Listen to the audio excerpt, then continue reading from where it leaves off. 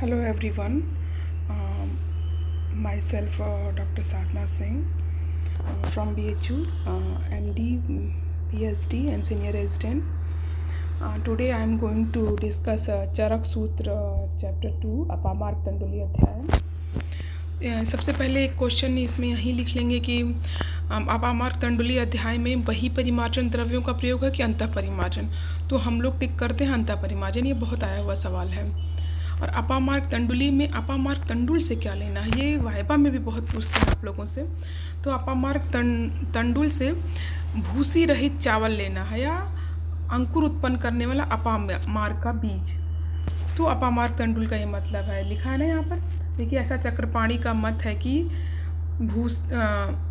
अपामार्ग बीज न कहकर जो अपामार्ग तंडुल कहा, इसका तात्पर्य यह है कि केवल भूसी रहित चावल लेना चाहिए।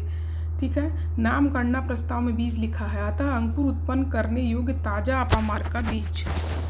ठीक है, इसके बाद हम लोग आएंगे, देखेंगे कि पंचकर्मार्थ द्रव संग्रह ना।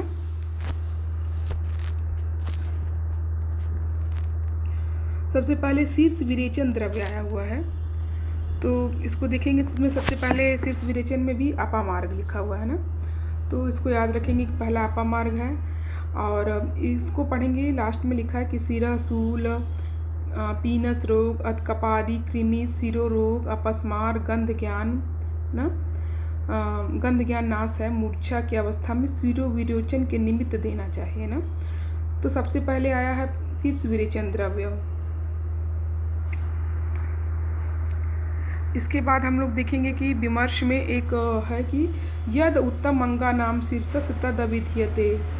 ये चरक सूत्र 17 का ही रेफरेंस है, इसको बस याद रखेंगे। सिर को शरीर का मूल भी माना गया है। इसके बाद एक है कि प्रत्येक पुष्पी सिरो विरेचना नाम, ये चरक सूत्र 25 का है, अग्रे में आया है।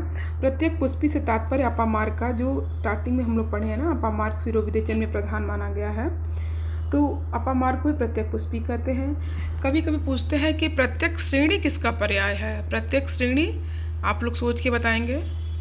प्रत्येक श्रेणी जो है दंती का पर्याय है। तो इसको ये एमडी में क्वेश्चन आता है, प्रत्येक पुष्पी किसका पर्याय है, प्रत्येक श्रेणी। तो याद रखेंगे आप लोग, प्रत्येक पुष्पी अपामार्ग के लिए आया है। इसके बाद बमन द्रव्य आया है। तो बमन द्रव्य में सबसे पहले मदन फल है, मदन फल श्रेष्ठ है, तो इसलिए इसका पहले वर्णन है। इसके बाद अन्य है, इनको नाम पढ़ लेंगे। बाकी इसमें इंपॉर्टेंट है, आमाशय की व्याधि होने पर वैद्य रोगी के शरीर को हानि न पहुंचाते हुए बमन के लिए प्रयोग करें। तो आमाशय आश्रय को राउंड करेंगे आप लोग। इसके बाद हम लोग आएंगे, नेक्स्ट श्लोक है जो 10 नंबर श्लोक, विरेचन द्रव्य और तथा उनके प्रयोग। विरेचन में सबसे पहले त्रिविध है, त्रिविध सुख विरेचना नाम अग्रे में कहा गया है। तो कभी कभी क्वेश्चन पूछ लेते हैं विरेचन द्रव्य कौन सा श्रेष्ठ है, त्रिविध लिखेंगे ना। और उसके बाद देखिए यहाँ लिखा हुआ है कि इन औषधियों का प्रयोग पक्वाशय में दोषों के प्राप्त होने पर विरेचन के लिए किया जाता है ना। पक्वाशय गते को राउंड कर लेंगे आप लोग संस्कृत में। इसके बाद अस्थापन वस्ती के द्रव्य, अस्थापन वस्ती के जो द्रव्य होंगे वही अनुवासन वस्ती में भी आएंगे। तो आप देखेंगे इसमें पाटला है, अग्निमंथ है, बेल है, सोना पाठा, कासमर, सरीवन, सारीवा, पिठीवन, कृष्णपाणी, भटकैया ना, और बरियारा की जड़, ये सब सारे जो हैं, बृहति, गोखरू, ये सब पूरे 10 मूल हैं। और उसके अलावा 10 मूल के अलावा सभी नमक हैं, सभी स्नेह हैं ना। इन औषधियों का प्रयोग उदावर्त विबंध में अस्थापन वस्ती में प्रयोग करना है। यही अनुवासन वस्ती के द्रव्य हैं। इन्हीं औषधियों के द्रव्यों से वातनाशक अनुवासन वस्ती की भी कल्पना करनी चाहिए। इसके बाद एक श्लोक है, तान्य उपस्थित द्रव्याणाम स्नेह स्वेदन अपादने पंचकर्माणि कुर्वीत मात्रा कालो विचार्यन। पंचकर्म का सबसे पहला वर्णन जो है चरक में कहाँ आया है, किस चैप्टर में आया है, तो चरक सूत्र 2 में पंचकर्म शब्द का प्रयोग पहली बार आया है। पंचकर्म किसके आश्रित है, मात्रा और काल का विचार करके हमको पंचकर्म का प्रयोग करना चाहिए ना। तो इसको याद रखेंगे हम लोग। युक्ति का महत्व, ये श्लोक ही आप लोग लर्न करेंगे क्योंकि आपको एग्जाम में लिखने काम आएगा। मैं बहुत कम श्लोक बताऊंगी, जो बहुत इंपॉर्टेंट होंगे वही लर्न करने को। इसको एक डायरी बना के आप इसमें नोट डाउन करेंगे। मात्रा कालाश्रय युक्ति सिद्धि युक्तो प्रतिष्ठिता तिष्ठते ऊपरी युक्तिज्ञो द्रव ज्ञानवताम सदा। अच्छा, श्लोक याद करने का ये है कि आप उसको डायरी में लिखें और उसको डेली रीड करेंगे तो आपको याद हो जाएगा। तो किसी भी औषधि की युक्ति उसकी मात्रा और काल पर निर्भर करती है तथा युक्ति में सिद्धि प्रतिष्ठित है। द्रव्य का ज्ञान रखने वाले वैद्य से युक्ति को जानने वाला वैद्य सदा श्रेष्ठ रहता है। ये युक्ति का महत्व है, इसको एज सच याद करेंगे आप। अब हम लोग आएंगे इम्पॉर्टेंट 28 येवागु का वर्णन है। ठीक है, जब हम लोग एमडी 28 येवागु ही आप लोग याद करेंगे। जब हम लोग एमडी की तैयारी करते तो उसमें आया है कि 22 जगह जो है येवागु शब्द का प्रयोग है, 6 जगह पेया है। तो ये मिल के 28 येवागु होते हैं। ठीक है, और एक क्वेश्चन है कि येवागु में कितने गुना जल होता है, तो 6 गुना जल। इसको आप भैंसा जी में अच्छे से पढ़ेंगे। सबसे पहला हम लोग देखते हैं इसमें क्या है। विमर्श में एक श्लोक भी है, इसको देखेंगे थोड़ा। यथा अणु अग्नि तृण गोमय आद्य संधुष्यमाणो भवति क्रमेण। जैसे जो अग्नि है, अणु अग्नि जो है वो तृण और गोमय से मतलब प्रज्वलित होती है। महान स्थिर सर्वसहस तथा शुद्ध से पेया आदि भी अंतर अग्नि। तो जो हमारी अंतर अग्नि है तो बाह्य अग्नि के लिए है कि अगर हम उसमें तृण और गोमय डालें तो प्रज्वलित होती है। लेकिन अगर अंतः अग्नि की बात करेंगे तो जब हम लोग पेय आदि का प्रयोग करते हैं तो महान और स्थिर हो जाती है, सभी चीज़ों को सब चीज़ों को पचाने में सक्षम होगी पेय आदि के प्रयोग से। ये जो है श्लोक सिद्धि स्थान का है। तो आइए हम लोग देखते हैं इसको।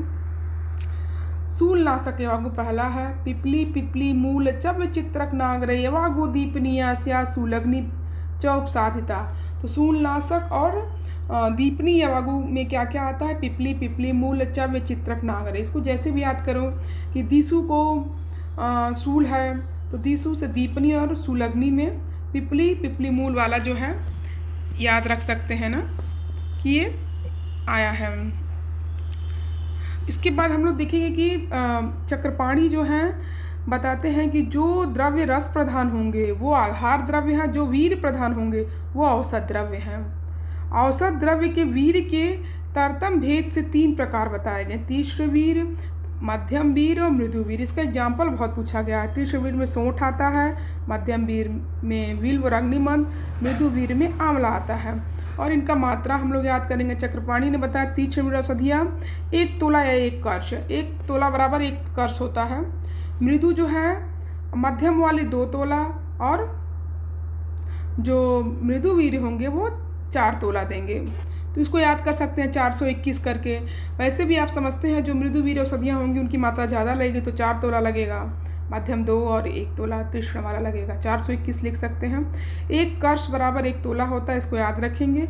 1 पल में 4 कर्ष होता है, इसको भी याद रखेंगे आप लोग। पांचनी और ग्राही पेया। जैसे मैंने आपको बोला था ना कि 6 जगह पेया लिखा, देखिए यहाँ पे पेया लिखा हुआ है, बाकी जगह येवागु लिखा रहेगा। जैसे आप यहाँ पे देख सकते हैं ऊपर जो था येवागु आया था टर्म, यहाँ पर पेया आएगा। ऐसी 6 जगह जहाँ पे पेया टर्म आएगा। लेकिन अगर आपसे पूछा जाता तो आप 32 येवागु ही टिक करेंगे। दधित बिल्व चांगेरी तक्र दाड़िम साधिता पांचनी ग्राहिणी पेया सा बाते पंचमूल की। इसके लिए जैसे इसको याद करने का तरीका है, इसके लिए कोड है गप, ग से ग्राहिणी, ग से हो जाए ग्राही और पाचनी ना।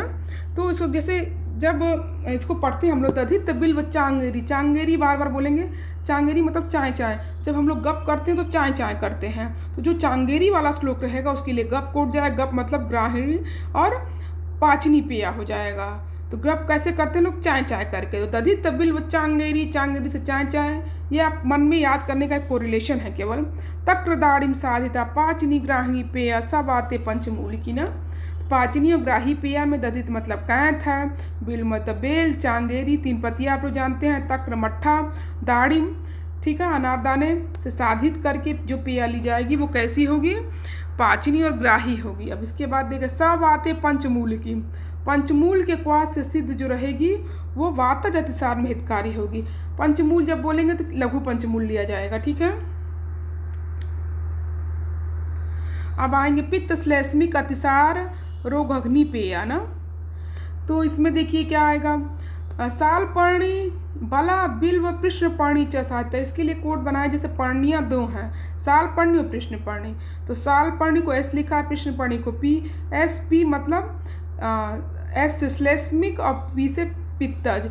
तो जो भी श्लोक में साल पर्णी और कृष्ण पर्णी आएगा वो पित्त और श्लेष्म अतिसार अग्निप्रिय। इसको कोरिलेट करने का बस एक तरीका है, साल पर्णी बला बिल्व कृष्ण पर्णी च साधिता।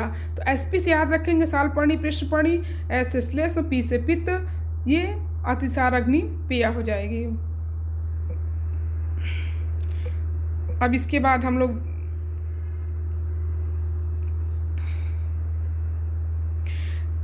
रक्तातिसार अग्निपेय देखेंगे हम लोग। रक्तातिसार में जो जैसे बकरी का दूध को स्तंभक माना गया है, तो पयस्यार्धोदके छागे हिबेर उत्पल नागरे। हिबेर उत्पल मतलब सुगंध वाला है, नीलकमल है, नागर है, कृष्णपर्णी ना, ये रक्तातिसार अग्नि कृष्णपर्णी च साधिता। कल को बकरी के अर्धोदक दूध में पकाकर बनाई हुई पेय रक्तातिसार को नष्ट करती है। बकरी का दूध किसके लिए है? स्तंभन के लिए, रक्तातिसार को रोकेगा। तो इसको याद रखेंगे हम लोग। अतिसार आमातिसार, तो दधात्यतिविषा पेय सामे साम्लम नागरम। तो मैंने ऊपर लिख रखा, वैसे आप भी लिख लीजिए, आमातिसार इक्वल टू अतिविषा प्लस नागर या अतिविषा प्लस सुंठी। तो आमातिसार में अतीस और सोंठ, तो इसको ऊपर अलग से निकाल के लिख लीजिए, आमातिसार इक्वल टू अतिविषा प्लस नागर। तो इससे आपको याद रहेगा। आमातिसार रोग में अतीस सोंठ से बनी खट्टे अनारदाने के रस से खट्टी की गई पेय देना चाहिए।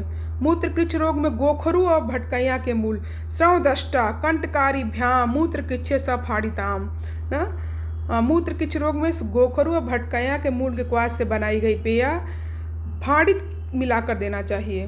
तो ये कोटेशन कभी कभी पूछ लेता है कि मूत्रकृच्छ में जो है श्रवदष्टा कंटकारी को किसके साथ देना है, तो फाड़ित मिलाकर देना, इसको भी याद रखेंगे आप लोग। अब मूत्रकृच्छ में गोछुर का प्रयोग, गोखरू का प्रयोग करते हैं, गोछुर का, कंटकारी का, तो इससे भी आप लोग याद रख सकते हैं। पिपासा मृदिका सारिवा लाजा पिपली मधुनागरे पिपासाग्नि।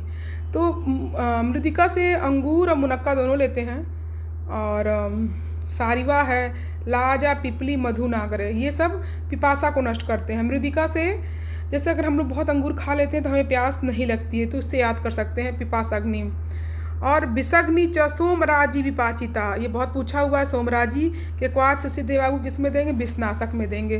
जैसे इसको याद करने के लिए कोरिलेशन एक कर सकते हैं कि सोमवार को शंकर जी का दिन है, शंकर जी जो है विष का पान करते हैं, तो विषनाशक एवागु में सोमराजी आएगा। एक याद करने का तरीका है। सोमराजी मीन्स बाकुची होता है ना। जब तक आप कोरिलेशन करके नहीं याद करेंगे नहीं याद होगा आपको। अब कार्श्य मेदो रोग में प्रयोगार्थ एवागु, तो सूअर के मांस रस से बनाई गई येवागु बृहणी है। बराह निरूहे येवागु बृहणी है। और गवेधु का नाम भ्रिष्टा नाम कर्षणी, भुने हुए गवेधुक मतलब जोनरी मकई से बनाई येवागु होगी। मधु के साथ कैसी होगी? कर्षण करने वाली होगी।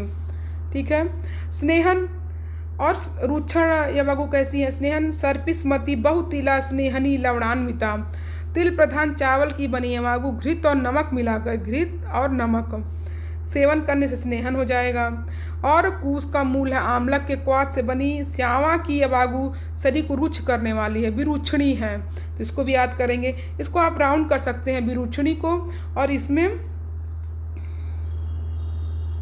स्नेहनी को आप राउंड कर सकते हैं ना, ताकि आपको पता चलेगा। ऐसे ही यहाँ पर भी कर्षणी को राउंड कर लीजिए और यहाँ बृहणी को राउंड कर लीजिए, तो एक अलग पता चलेगा आपको ना।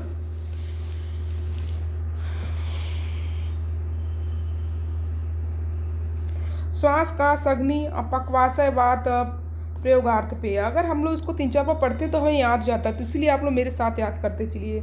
10 मूली श्रिता कांस हिक्का श्वास का फाफा, ये बहुत पूछा हुआ सवाल है कि 10 मूल के क्वाथ से बनाई हुई जो येवागु होगी वो कांस हिक्का श्वास के विकारों को दूर करेगी ना। और ये भी पूछा हुआ यम के मदिरा सिद्धा पक्वाशय रूजा पहा, पक्वाशय गत जो सूल है, पक्वाशय को सूल को कौन दूर करेगा? यमक मतलब घृत या तेल, 2 चीज लीजिए। चावल को भूनकर मदिरा में सिद्ध की हुई, मदिरा सिद्धा, ये किसके लिए? पक्वास है के सूल को दूर करेगी। सारक और ग्राह्य वागु। सारक में देखते हैं शाक है, मांस है, तिल है, मांस सिद्धा वर्चुन रस। जैसे हम लोग देखते हैं कि जैसे मान लीजिए हम लोग साग का सेवन करते हैं तो साग क्या करता है, एक फाइबर की तरह हमारे इंटेस्टाइन को क्लीन करेगा, इसलिए रेचक है वो। साग हो गया, मांस हो गया, तिल हो गया, उड़द भारी होने से हमारे जो वो भी क्लीन करेगा, रेचक होगा।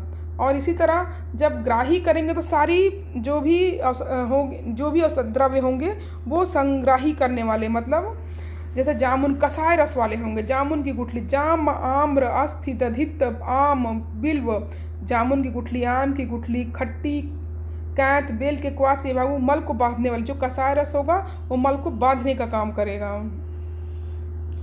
अब हम लोग भेदनी और वातानुलोमनीय वागु देखेंगे। भेदनी में देखिए क्षार चित्रक हिंग अम्ल वेद सब भेदनी मताना, तो यह क्षार है, चित्रक है, हींग है, अम्ल वेद, ये क्या है? भेदनी है। और अभया पिपली मूल वातानुलोमनी, अ से अनुलोमन और अ से अभया, इसको याद करने का तरीका है अभया पिपली मूल वातानुलोमन के लिए। ये बहुत आया हुआ है। घृत और तैल व्यापद में कौन सा प्रयोग करेंगे? तक्र सिद्धा जो है घृत व्यापद नाशनी है, और तैल व्यापद में तक्र पीड़्याक, तो इसको याद कर सकते हैं, तक्र दोनों में है। पीड़्याक वाला कौन है? जैसे तेल को जब हम लोग सरसों को पिराते हैं उससे तेल निकलता है तो उससे खली भी निकलती है, पीड़्याक को याद कर सकते हैं। इसमें खली आएगा उसमें तक्र और पीड़्याक दोनों देंगे, मतलब तेल में तक्र और पीड़्याक दोनों देंगे। और घृत व्यापद होगा तो केवल तक्र देंगे। ये थोड़े समय बाद कन्फ्यूजन हो जाता है, इसलिए मैंने कोरिलेशन बताया आपको। अब विषम ज्वर अग्नि में गव्य मांस रस है सा अम्ला विषम ज्वर नाशनी। एक बार सवाल भी आ गया कि गौ के मांस रस से सिद्ध की गई जो यवागु होगी जो विषम ज्वर को दूर करेगी, उसको किससे साधित करना है? अनार रस से, नींबू से तमाम ऑप्शन रहेगा, लेकिन याद रखिएगा सा अम्ला, तो सा अम्ला शब्द याद रखेंगे। संस्कृत में जो है वही ज़्यादा करेक्ट मानेंगे, सा अम्ला ना। तो ये क्वेश्चन पूछा हुआ इसलिए इसको ध्यान रखेंगे कि गव्य मांस रस को अम्ल के साथ देंगे तो विषम ज्वर का नाश करेगी। कंठ्या यवनाम यम के पिपलिया अम्ल के श्रिता ना, यव को घृत और तैल, यमक मतलब दो लेंगे, घृत और तैल दो चीज़ें लेंगे तो यमक हो जाएगा। भूनकर पिपली और आंवले के क्वाथ से सिद्ध की गई, यह वायु कंठ रोग में लाभकारी है। ठीक है, तो जैसे भी हो एक अपना बना लीजिए, पिया का कंठ अच्छा है तो पिपली और आ से आमलक हो जाएगा। इसको कोरिलेशन करेंगे तभी आपको याद रहेगा।